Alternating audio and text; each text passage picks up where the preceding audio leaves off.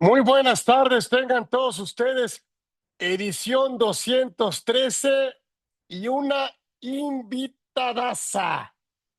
Así que nos costó trabajo traerla aquí a su casa, pero nos pusimos, ya, lo que más vale, ya ni vale la pena comentarlo.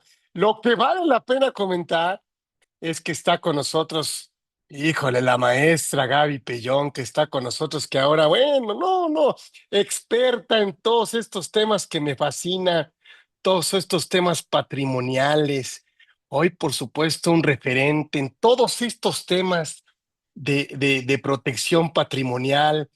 eh, y bueno, pues está en la práctica de gestión, por supuesto, de Patrimonial de Galicia, una firma con mucho prestigio y ella es un referente de eso, es el brazo de la gestión patrimonial, por supuesto, maestría, todo tiene. Y además, bueno, tiene toda la experiencia con estos temas, no solo a nivel nacional, sino internacional. No pudiéramos hablar, créanme, mucho tiempo, pero la verdad es que, pues, no necesita grandes presentaciones. Lo que sí, la verdad es que yo sí voy a aprovechar para tomar clase, para tomar nota, para escucharla. Siempre es un agasajo, siempre es un privilegio. Y hoy es de esos días que dicen, "Ay, híjole, hoy tenemos un buen conversando con Orfe". Y la verdad es que me siento muy honrado, muy agradecido de que haya aceptado muy amablemente, muy gentilmente, como es ella. Eh, y bueno, qué mejor de hablar de temas patrimoniales que un referente en todos estos temas, que la maestra y querida amiga de todos nosotros, Gaby Pellón, que está aquí con nosotros para que nos hable de lo que ella quiera. Es su casa, pero me parece que a ella más, que igual que a mí o más, le apasionan todos estos temas porque ha dedicado gran parte de su vida profesional a todo este tema de consultoría, de asesoría, de gestión patrimonial, de incremento, de protección, de transmisión, eh, en todo esto. Así que, Gaby, gracias por estar aquí en tu casa, por darnos, por regalarnos este momento que va a quedar, ahora sí que para todos nosotros, por haber atendido esta invitación que te hicimos para que estemos aquí juntos, reunidos. Gracias, no tengo cómo agradecerte más que gracias a la comunidad Orfe que nos regalas estos momentos. A ver, platícanos, me encantó aparte el título ordenada. A ver, ¿cómo la ordenamos? ¿Cómo iniciamos? ¿Cómo de alguna manera la planeamos? ¿Cómo protegemos? ¿Cómo iniciamos? Como que esas dudas, decir, ¿cuál sería el punto de partida? Ya sé que no hay punto de llegada, porque ni siquiera el fallecimiento. Pero ¿cuál sería el punto de partida como para iniciar una planeación patrimonial? Gracias, la maestra Gaby Pellón está aquí con nosotros en Conversando con Orfe. Gracias, Gaby, te escuchamos. Gracias, Carlos. Gracias a todos por su tiempo, su atención. Para mí es un honor estar aquí. Con esta bienvenida ya me puse nerviosa, pero bueno, vamos a tratar de en una hora poderles dejar algo valioso en la mente para, si es necesario hacer segunda parte, la hacemos con todo gusto.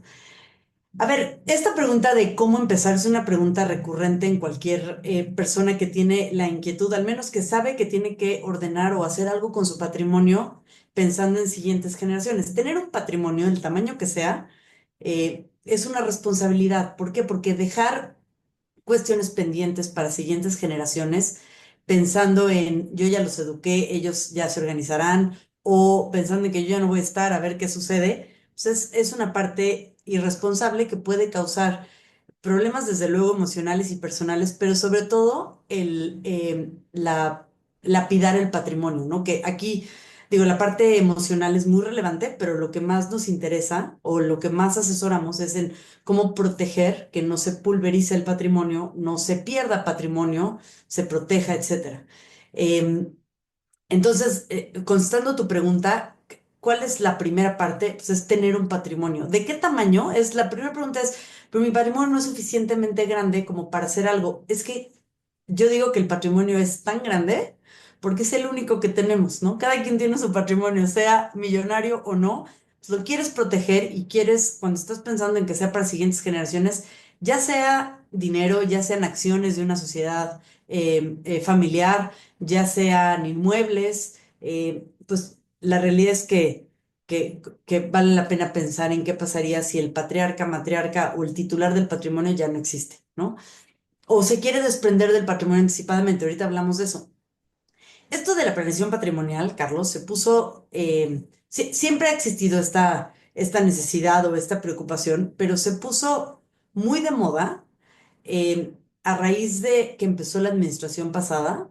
No sé si se acuerdan o si lo vivieron, que había mucho nerviosismo entre las personas, los mexicanos, los bancos, etcétera, de qué iba a suceder, si esto se iba a convertir en Venezuela, no se iba a convertir en Venezuela, etcétera. Y como vimos, México no se convirtió en Venezuela. Creo que ahorita estamos más tranquilos, digamos, con el riesgo país. Sin embargo, sí puso a las personas a pensar en qué haría yo si tuviera, o cómo protejo mi patrimonio, cómo lo invierto mejor, lo debo tener en México o en el extranjero, tengo una parte de México en el extranjero, hay patrimonio que no puedo sacar de México porque consiste en acciones o en inmuebles, todas esas preguntas surgieron y me parece que nosotros, al menos aquí en el despacho, fue orgánico que muchos de los clientes se plantearan estas preguntas y hubo necesidad de empezar a darles respuesta o guía y de ahí, bueno, pues saltar no solamente a la parte fiscal, sino también a la parte patrimonial familiar, ¿no? Entonces, ¿cuándo? Pues en cualquier momento es una buena idea. Ahorita es un momento especialmente relevante para efectos de los mexicanos. ¿Por qué? Porque en México no existe un impuesto a las donaciones y herencias. ¿Cuándo existirá? No lo sabemos. Llevamos, pues a lo mejor 15 o 20 años esperando a que venga este impuesto. Ha habido varios conatos de amenaza, no sé si se acordarán, en el 2016 hubo incluso una presentación, una iniciativa presentada en el Congreso. Nunca se discutió en tribuna, pero sí se presentó de pronto en el presupuesto de ingresos, o perdón, en la ley de ingresos vemos que hay una parte, un renglón a recaudación por donaciones, impuesto a donaciones y herencias. No lo tenemos hoy en vigor. Y yo siempre digo, no lo tenemos hoy y creemos que durante 2025 no lo vamos a tener. Entonces 2025 es un momento ideal para empezar a hacer cierta planeación o sucesiones anticipadas. Va a venir en 2026, no lo sabemos, nadie lo sabe. Quien piense que lo sabe miente, pero pues vale la pena hacerlo ahorita porque sabemos que 2025 no va a venir. Y así llevamos varios años, pero bueno, si yo fuera el Poder Legislativo, trataría de incorporar este impuesto la manera más expedita posible. ¿Por qué? Para evitar que se hagan planeaciones o que se hagan estructuras que pudieran tratar de evitar caer en la causación de este impuesto, ¿no? Eso es lo que yo haría, pero no lo sabemos. Como tenemos hoy, sin meterme en temas políticos ni mucho menos, pero como está estructurado hoy el Poder Legislativo, intuimos que puede ser bastante rápido en caso de querer aprobar una iniciativa de reforma que pudiera incorporar una ley de herencias, como en otros países, o incluso, que sería muy dramático, eliminar la fracción de la exención del artículo correspondiente de la ley de impuesto sobre la renta para efectos de la exención a personas físicas de donaciones y herencias. Entonces, bueno, ahí contesto tu primer pregunta. ¿Cuándo? Hoy. ¿Sobre qué patrimonio? Sobre el que se tenga, porque no hay, no, pues es el único que tenemos y hay que protegerlo. ¿Y cómo empezar? No sé si me estoy adelantando, pero interrúmpeme cuando quieras, Carlos. Pero ¿cómo empezar? Nosotros normalmente, por llevar una metodología, lo que hacemos es dividir el patrimonio en cuatro grandes rubros. Uno es el efectivo o inversiones en efectivo, equivalentes a efectivo. El otro es, que ahí implica también acciones de emisoras, acciones de inversión. Un segundo rubro es acciones de empresas familiares. Un tercer rubro es inmuebles. Y un cuarto rubro que no es el común denominador de todas las familias o de todas las personas es bienes muebles, ya sea joyas, relojes, autos, que es difícil de encontrar patrimonios que consistan en esto, pero los hay, ¿no? Eh, ¿Por qué ponemos especial énfasis en las acciones de empresas familiares, digamos en el rubro 2? Porque si viniera este impuesto a las donaciones y herencias, a lo mejor se puede hacer movimientos relativamente rápidos con el patrimonio que está en inversiones, en efectivo o equivalentes a efectivo. Quizá los inmuebles, muchos ya están siendo ahorita sujetos de usufructos o se pueden hacer donaciones relativamente rápidas, no tan rápidas. Ahorita les explico por qué. Pero tratándose de empresas familiares, pues, no es, digo, todos sabemos quienes asesoramos empresas familiares, es difícil llevar a cabo ventas de acciones. A veces no es tan atractivo para el mercado comprar el 10% de una empresa familiar. Pues, parece que es bastante complejo. Y tener que vender acciones para pagar un impuesto el día de mañana, pues se vuelve muy preocupante, ¿no? Si se acuerdan si la tienen en mente, esta iniciativa de ley que se presentó en el 2016, que además como dato curioso, el diputado que la presentó en ese momento es Maínez, ¿no? Quien fue candidato a la presidencia en estas elecciones que acaban de pasar. Él la presentó por Movimiento Ciudadano y era una ley que trataba pues, de abarcar ciertas cuestiones en cuanto a sucesiones, trataba de reconocer ciertos costos fiscales, etcétera. Tenía un error garrafal que por suerte nunca se discutió y nunca se aprobó, pero uno de los errores era que tratándose de personas físicas, no sé si recuerdan, había rangos de tasas de impuesto para las personas físicas dependiendo del monto heredado, pero en ningún lugar decía que era un impuesto definitivo. Entonces, bueno, pues con la dinámica que se tiene para efectos del cálculo del impuesto anual de una persona física, pues parecería que al final todos terminarían grabados al 35%, ¿no? Supongo que ese tipo de cosas algún día cuando venga este impuesto tendrán que corregirse, pero bueno, imagínense, a lo que nos llevaba esta iniciativa era a un gravamen del 35%, aunque no era lo que pretendía, pero a eso nos llevaba. Entonces, bueno, pues al final pagar este impuesto en caso de una herencia o una donación de un paquete accionario, pues, habría que o sacar de la bolsa el dinero para pagar el impuesto o vender acciones, ¿no? Lo cual Ujú. puede traer muchas consecuencias, tanto perder el control en una sociedad, si estamos hablando de empresas públicas, a lo mejor perder la exención de socio fundador y una serie de cuestiones con la dificultad que implicaría vender un paquete accionario de una sociedad, ¿no? Entonces, bueno, pues por ahí empezamos, por ahí partimos, dividiendo el patrimonio y viendo cómo se puede organizar dependiendo cada uno de los rubros de un patrimonio. ¿Cuáles han sido como los vehículos? Digo, sé que el testamento, me parece que, si bien es cierto, es el vehículo. ¿Cuál ha sido los vehículos de protección patrimonial que has recomendado para no solo transitarlo, entregarlo, sino protegerlo? A ver, es muy buena tu pregunta porque quienes somos abogados y nos dedicamos a la parte familiar patrimonial, sabemos que el testamento es el documento por excelencia que prevalece en caso de una sucesión. De eso no hay duda. Sin embargo, quienes también vemos la parte fiscal sabemos que cualquier cosa que esté en el testamento pues estará sujeto a las reglas que estén vigentes al momento del evento de la muerte y que opere el testamento. Ujú, Entonces, hoy dejar un testamento perfectamente definido, sabemos que el día de mañana pues posiblemente existe un impuesto o las reglas del juego cambien cuando ocurra la muerte que cuando se realizó el testamento. También el testamento es un documento dinámico. ¿Por qué? Porque hoy puedo planear dejarle mi patrimonio a X y Y personas y el día ujú. de mañana o la familia crece o decrece, faltan personas que iban a ser beneficiarios o el patrimonio crece o decrece. O sea, el testamento es un documento dinámico que hay que estar actualizando de vez en vez y que puede ir cambiando. Entonces, aunque es el documento idóneo que prevalece en el caso de una sucesión, no es el documento que más protección da a alguien que quiera. ¿Qué busca la gente? O sea, hablar de la muerte, Carlos, es muy complicado. A los seres humanos no nos gusta hablar de nuestra muerte, mucho menos de que las cosas estén en orden a pesar de que nosotros ya no estemos.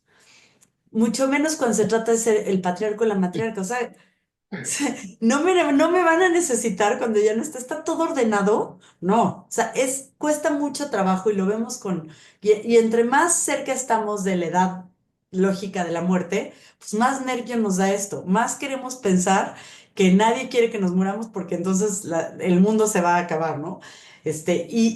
Lo que tratamos nosotros de hacer con los clientes es decirle, al contrario, en la medida en la que más orden tengas y que no tengas que estarte preocupando por tu sesión, pues, más tranquilidad de los últimos años de vida o los últimos 20 años de vida o los que sean.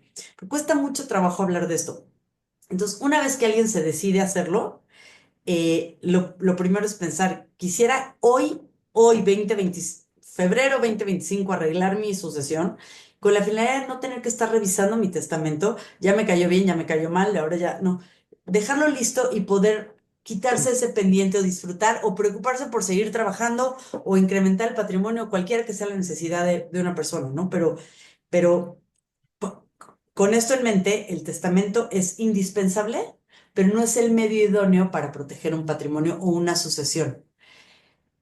Mm, ¿Qué otros instrumentos hay? ujú, Y aquí es, digamos que un abanico de posibilidades. ¿Cómo proteges de un impuesto o de un posible impuesto o de un posible evento futuro un patrimonio? Donándolo hoy día, ¿no? Yo le diría, oye, yo no vivo de mis dividendos, yo no quiero donar hoy mis acciones tengo tres inmuebles de los que recibo rentas, no podría donarlos porque ese es mi patrimonio. Bueno, en el inter de donarlo hoy día en vida, a esperarnos al evento de muerte que es el testamento, hay una serie de grises, digamos, en medio, que se pueden ir anticipando patrimonio, se pueden ir poniendo reglas al patrimonio y eso lo hacemos a través de fideicomisos, que es una figura muy flexible que nos permite, no ujú, necesariamente barata, ¿no? O sea, que es digamos que el contrapeso, el fideicomiso, pues que cuesta y hay que estar pagando honorarios fiduciarios año con año, pero a veces hacemos estructuras a nivel estatutos de una sociedad, donaciones parciales o usufructos en inmuebles o fideicomisos para efectos de acciones, control de acciones, protección de minorías, control de voto, etcétera. Pues sí, estatutos. En estatutos también podemos regular una serie de cosas. Ahorita hablamos de cada uno si quieren. No sé si hasta aquí hay alguna ¿Cómo pregunta. te ha ido con los... Es que necesito preguntártelo por tu experiencia. Yo voy a aprovechar. Es que luego nos encontramos, a ver, ¿cómo ha sido tu experiencia con los protocolos de familia? Con los que le llaman o le llamamos que me los hemos encontrado cartas magnas, protocolos de la familia, estatutos o de familia o reglas, porque luego muchas veces legalmente no son totalmente reconocidas, pero sí moralmente. Esa experiencia quiero preguntártela cuando la familia dice, estas son las reglas de la familia y la ley es la única que rige, que es la moral. Pues mira, casi que ya te contestaste tú solo, pero a ver, si hacemos un poquito de historia, ¿cómo surgen estos famosos protocolos de familia? Para quien no sepa lo que son los protocolos de familia, se tropicalizaron de España, empezaron los banqueros y exbanqueros españoles a prestar este servicio, lo cual es un servicio muy útil, muy caro, implica asesoría con la familia, varias reuniones y conversaciones con los patriarcas pero lo que hace un protocolo de familia es compilar la filosofía de la familia, lo cual es muy útil, es, es bueno saberlo porque incluso trae un poco de legado, ¿no? y de bagaje para las siguientes generaciones, lo que el abuelo pensó cuando creó la empresa y cómo le hubiera gustado al abuelo que continuara creciendo el negocio, etcétera. Pero desde un punto de vista jurídico, el protocolo de familia tiene cero, este, em, no lo quiero decir en inglés, no tiene ninguna obligación más que la moral. ¿Por qué? Porque si yo conozco el protocolo de familia, un ejemplo de regla de un protocolo de familia es, ningún miembro de la familia puede tener un puesto directivo en la empresa si no tiene una maestría en una universidad en Estados Unidos o en el extranjero. Yo resulta que ya vamos en tercera generación y tenemos un sobrino que es una bala para las finanzas y lo queremos de CFO y no tiene maestría, pues rompo el protocolo y a ver, y habrá quien, el otro sobrino que sí tiene una maestría, que se oponga y ahí se desata un pleito familiar. Pero la realidad es que no hay nada que nos obligue a cumplirlo, a no cumplirlo más que las reglas morales y el escrutinio familiar, déjame decirlo así. Los protocolos familiares, insisto, son trabajos exhaustivos, complejos, largos, lleva mucho tiempo hacerlos y está bien hacerlos. Es caro y al final en lo que terminan las familias que tienen un protocolo familiar es en poner reglas, esas mismas reglas en un fideicomiso de control de acciones, en donde efectivamente hay una fiduciaria, como todos saben, fiduciaria en México no puede ser más que una institución bancaria. Hay un banco que no te permite nombrar a ese CFO, aunque sea el más capaz de México, si no tiene una maestría, porque así se estipuló en las reglas del fideicomiso.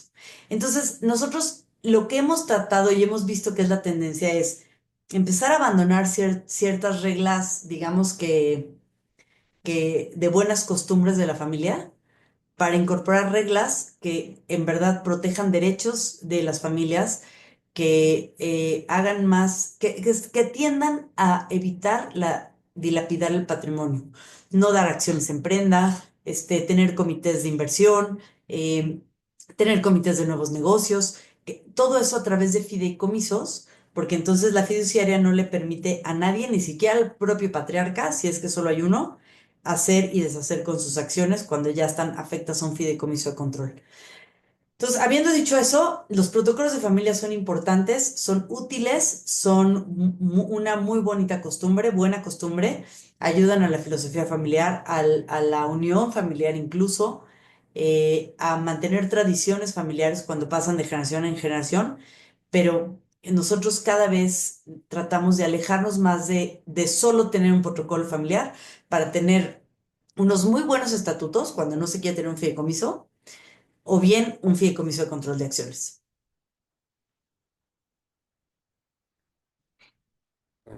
Estas condiciones, bueno, más bien no condiciones, como tratar de regular la tradición, verlo como lo vemos, como en la administración o la liquidación de un patrimonio de una empresa, suponiendo que lo vemos como una empresa. Estas condiciones que se tienen por no puestas, ¿no?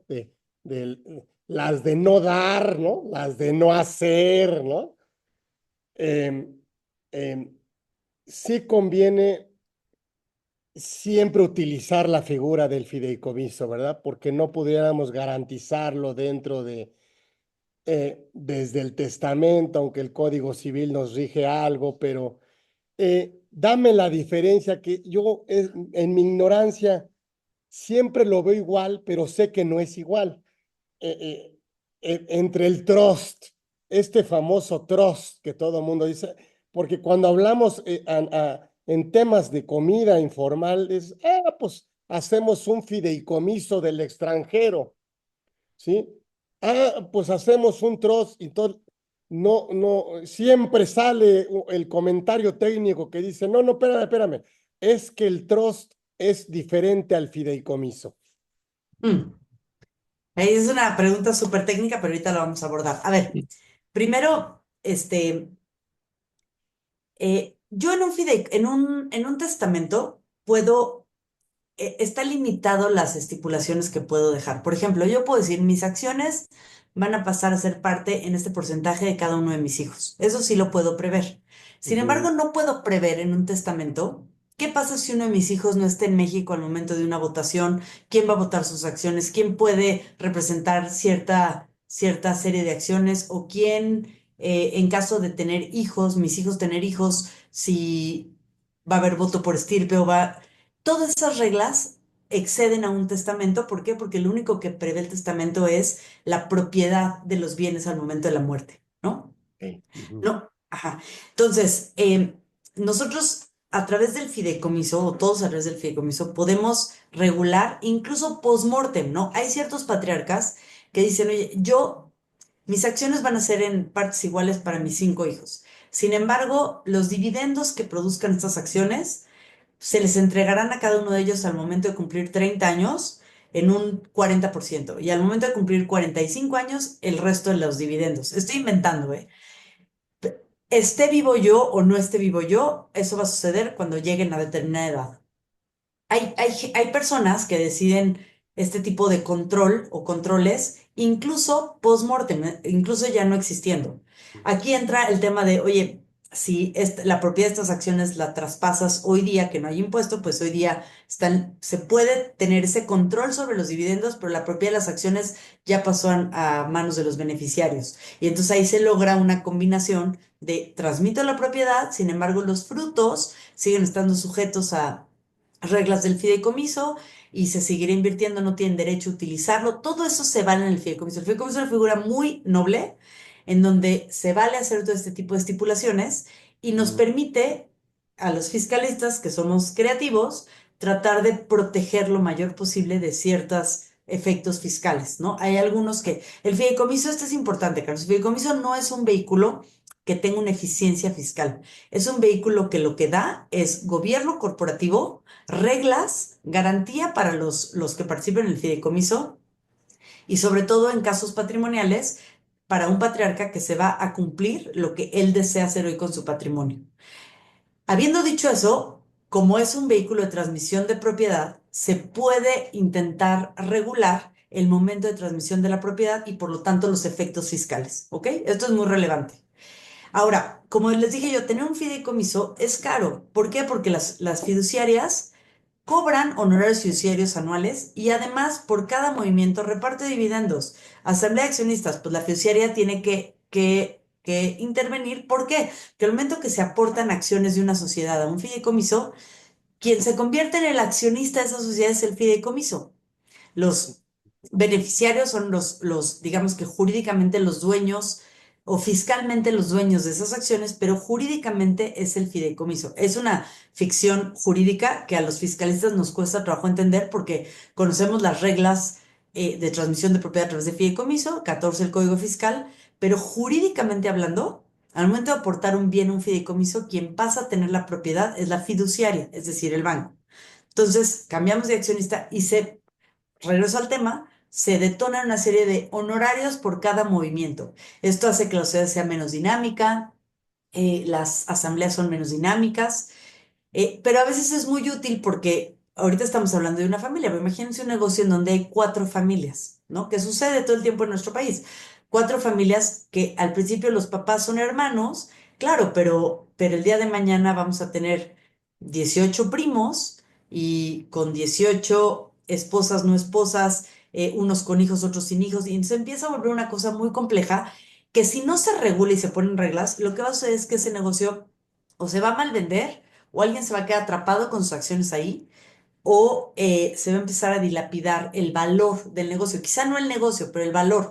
Estos negocios valen en la medida en la que se pueda vender el 100%. Si yo Ujú. vendo el 72%, ¿quién se va a querer quedar como minoritario en una sociedad que ya no hay ni voz ni voto ni posibilidad de hacer nada, ¿no?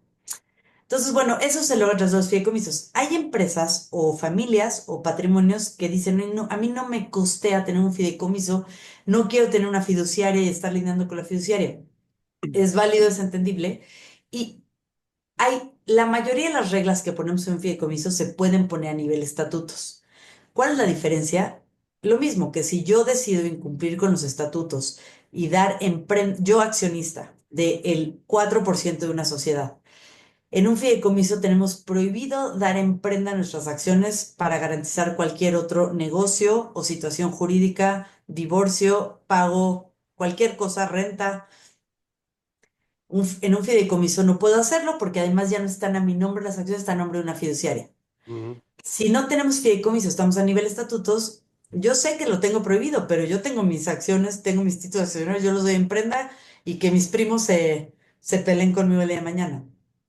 Y las pierdo y tengo al rato un banco cobrándome con mis acciones y lo tengo dentro de la empresa y mis primos, que son los mayoritarios, pues ya se amolaron porque yo perdí las acciones. Todo eso puede suceder a nivel estatutos.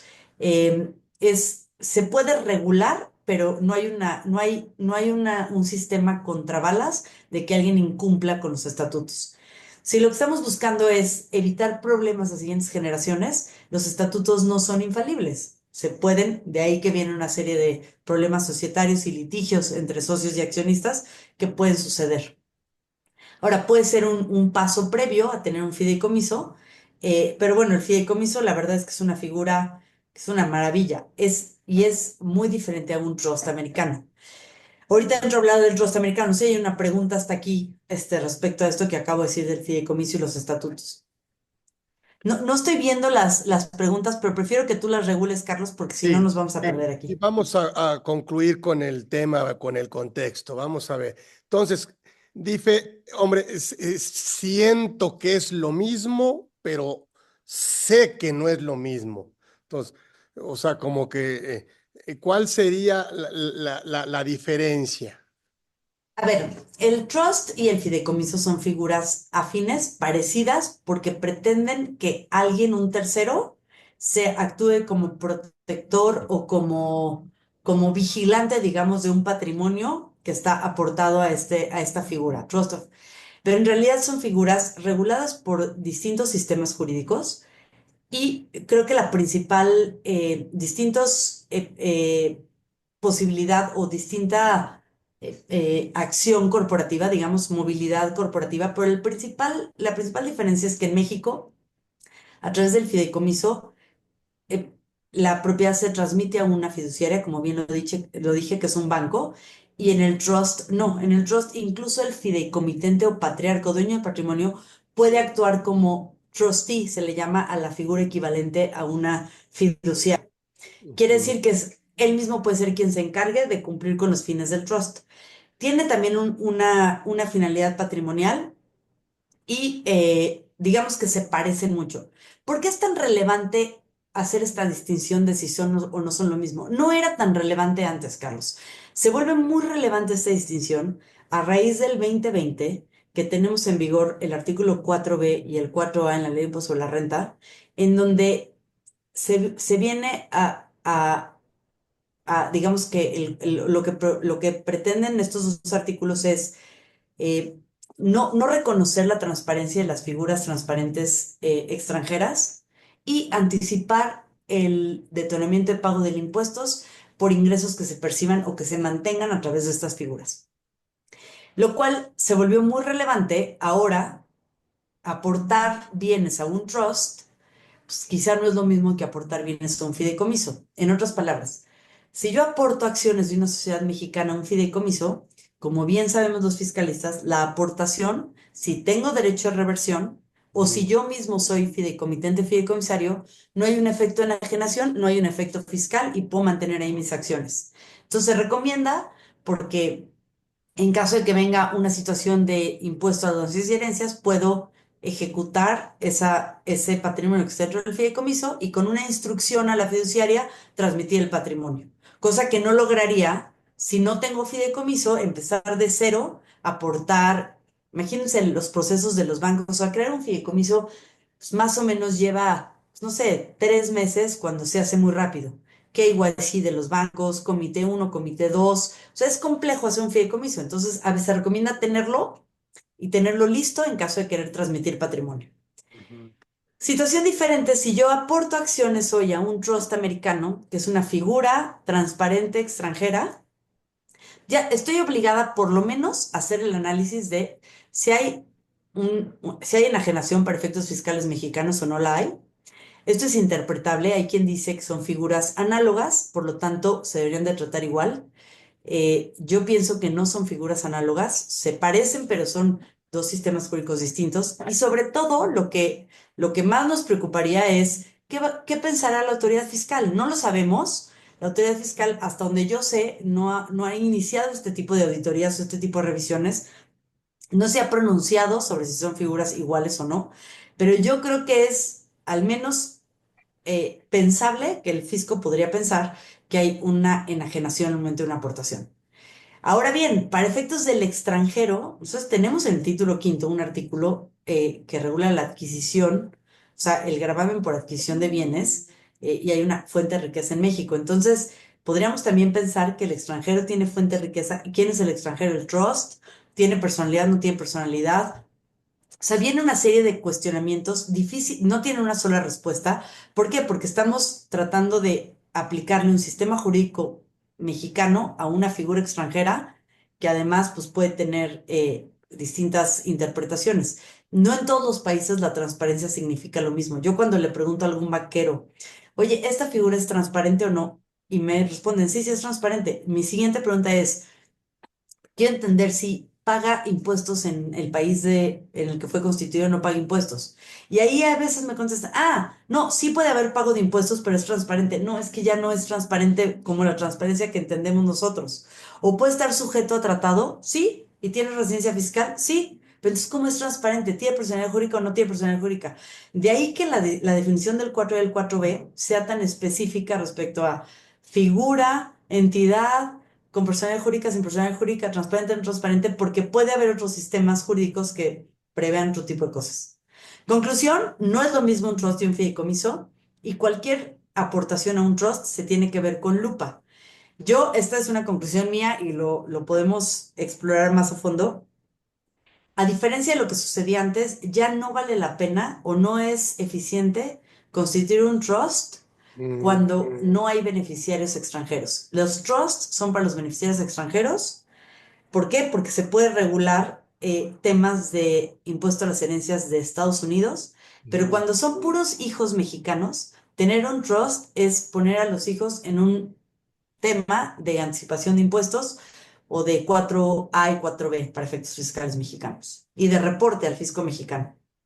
ay, Ya se puso muy técnico. oye, y a ver, adelántame tu vivencia en lo que coloquialmente decimos, ya sé que no podemos heredar en vida, pero ¿cuál sería la mejor forma? Bueno, transmitir en vida y tu experiencia en el tema, pues, que viene lo más fácil que hemos de alguna manera, sin ser los expertos, por eso yo me atrevo, en el tema de pues, otorgar los usufructos, o sea, quedarte con el uso, con la posesión, con los frutos, con los rendimientos, con los dividendos, con los excedentes, con los remanentes, pero sin ser el propietario o sin ser el titular. ¿Esto sería algo que tú sugieres domésticamente? A ver, sí, dependiendo del bien. Pues, hablando de inmuebles, el fideicomiso, a diferencia de acciones o de efectivo o inversiones, hablando de inmuebles, el fideicomiso no necesariamente es eficiente. ¿Por qué? Porque el transmitir un bien a un inmueble, a un fideicomiso, tenemos impuestos locales de transmisión de inmuebles que se van a detonar sí o sí. La gente que tiene su patrimonio en inmuebles siempre dice, oye, pero ¿los dono en vida o los dono a la muerte?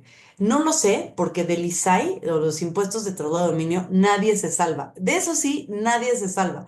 Puedes intentar salvarte el impuesto sobre la renta, puedes intentar, pero del traslado de dominio nadie se salva. La pregunta es, ¿quién quieres que lo pague?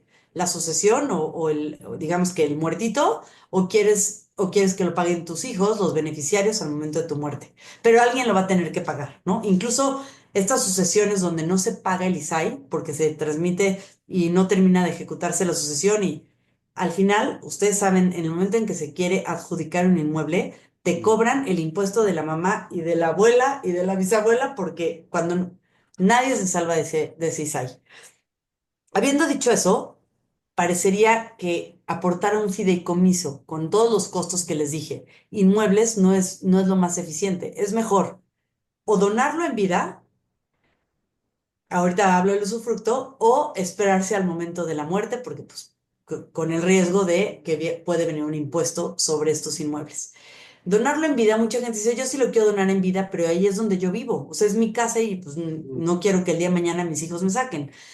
Da mucho miedo la ingratitud de los hijos, y lo digo así abiertamente, porque no sé si pueda suceder o no, ya hemos visto aquí algunos casos en el despacho, pero lo que sí puede pasar es que con la vejez empiezas a sentir que te vuelves una carga y lo único que te libera de esa carga es no depender de nadie. Si en el momento de pensar de depender de alguien, pues te pone muy nervioso porque además ya vas a ser viejo y a lo mejor menos productivo.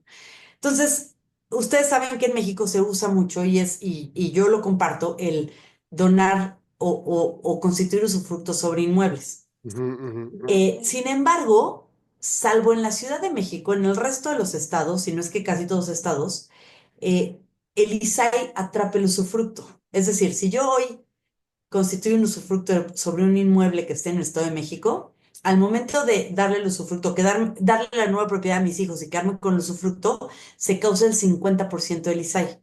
Mm.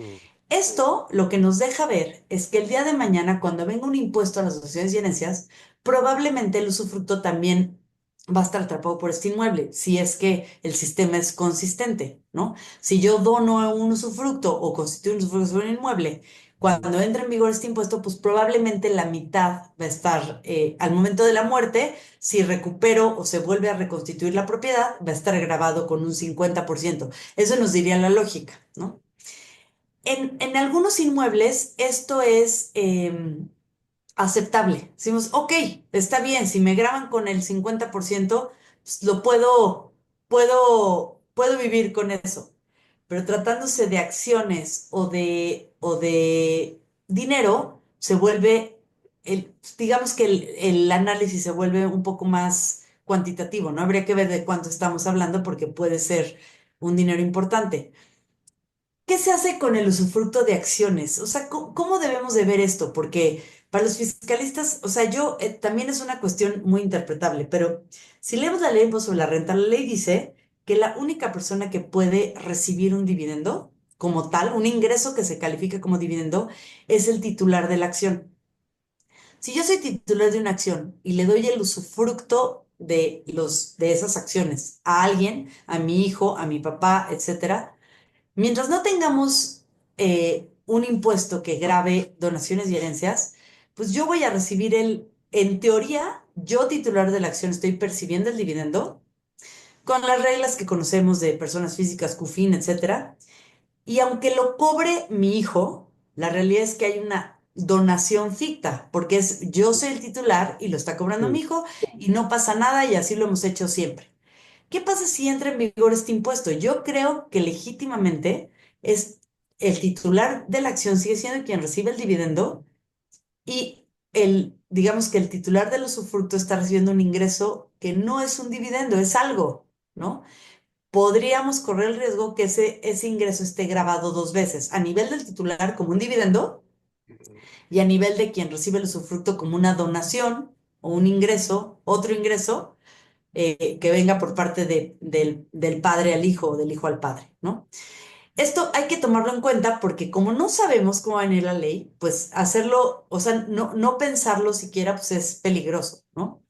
Eh, ¿Qué otra cosa se puede hacer? Se pueden hacer muchas cosas desde un punto de vista corporativo a nivel estatutos, acciones con derechos económicos, series de acciones sin derechos económicos, más o menos derechos económicos, derechos corporativos, y ahí regular una especie de usufructo, pero a nivel estatutos y a nivel, digamos, SAPI o a nivel derechos corporativos de las acciones. ¿Es infalible esto? No, no es infalible, pero creo yo que es más sólido que un usufructo de acciones. No me gusta el usufructo de acciones porque tiene muchos asegúnes, yo creo. Ujú. Pero bueno, a nivel estatuto se puede hacer mucha ingeniería corporativa. Oye, el otro día me encontré con algo que yo dije, le voy a preguntar a mi maestra Gaby Pellón ahora que platique. Yo sí aprovecho, porque me Aprovecha. ahorras todo el tiempo de todas las horas de estudio y todo. Me encontré con el derecho de veto de las decisiones. O sea, si te entrego las acciones, si le pongo límites de alguna otra manera, me quedo yo protegido económicamente. Tú eres el dueño de la empresa, pero en estos temas, ¿sí? Yo puedo tener el derecho de vetarlas. ¿Qué opinas de eso, Gaby? Opino que pues, sucede mucho, como sabemos, los estatutos o el contrato social de una sociedad, pues prevalece, digamos, que la voluntad de las partes, en este caso los socios o accionistas, y se puede perfectamente pactar que alguien tenga derecho de veto en una u otra decisión sobre quiénes, ¿no? Normalmente quien tiene derecho de veto es quien tiene una mayoría accionaria, porque si no, no haría sentido que alguien sin mayoría pudiera vetar la decisión de la mayoría, ¿no? Ujú. Eh, Otra Claro. vez, esto lo hacemos a nivel estatutos y es válido perfectamente, pero esto perfectamente puede generar un litigio entre accionistas. Pensemos, alguien que tiene el 90%, pues es muy fácil pensar que tiene el derecho de veto. Pero pensemos un accionista que tenga el 30% y en conjunto otros 20 que tengan el otro 70%, ¿no? Se vuelve bien complejo saber, o sea, cómo juegan las mayorías calificadas, las reglas de S30 con 2, S30 con 6, todas esas reglas vale la pena estipularlas en estatutos con la finalidad de que no se manipulen, no se rompan. Mucho mejor si se puede pactar en un fideicomiso. Porque otra vez, esto a nivel estatutos se puede y se debe hacer. La ley lo prevé, como me están poniendo en un comentario. Sin embargo, cómo ejecutar este derecho o este derecho de minorías o de mayorías para ejecutar un derecho societario, pues a veces es mejor hacerlo a través de un fideicomiso. ¿Por qué? Porque no tienes opción. La fiduciaria no te deja actuar de otra forma o de manera contraria a lo que dicen los estatutos. Ay, es que estoy pensando en las minorías, porque si yo yo tuviera la mayoría, no necesito vetar la decisión, simplemente soy el mayoritario y entonces el capital es el que manda. Pero piensa que tú eres el patriarca, que te quedas con el 80% de los derechos corporativos, o al revés, perdón, te quedas con los derechos económicos, pero transmites la propiedad de las acciones para que tus hijos ya sean los propietarios y el día de mañana puedan irse involucrando en el negocio. Es una Resulta que forma como de pasar a la segunda generación, ¿no? exactamente, o es no es, ¿ok? No me vayan a citar diciendo que es un usufructo de acciones, pero logras lo mismo que logras con el usufructo de acciones. Alguien se queda con los derechos económicos y transmite la propiedad de la mayoría de las acciones con la finalidad de protegerlas de un posible impuesto que venga mañana o en 10 años. Se declara, etcétera, todo, ¿no? Ante el SAT, recibe una donación de no sé cuántas acciones, eso que tiene los derechos económicos limitados. ¿Es válido? Sí, sí es válido. Ahora, para efectos de ahí vienen ya las decisiones, quién es el propietario de la acción y quién es el propietario de los derechos económicos. Imagínate, el patriarca se queda con los derechos económicos, pero dice, pero tengo veto sobre la decisión de vender la sociedad o de excluir a uno de mis hijos. Si Eso. todos se organizan para excluir a uno, oye, no, yo no dejo, mientras yo viva no va a suceder. Pero bueno, ya no tengo la mayoría de los derechos corporativos. Eso puede suceder, sucede mucho. Sí, yo me lo encontré. No puedes fusionarla, no puedes escindirla, no puedes contratar con el gobierno si yo no estoy de acuerdo, no puedes endeudarte, o sea, solicitar préstamos bancarios. Ajá. Y creo que había otra de no puedes vender sin autoridad. Ah, son decisiones, José. Todo lo demás te lo entrego, menos estas.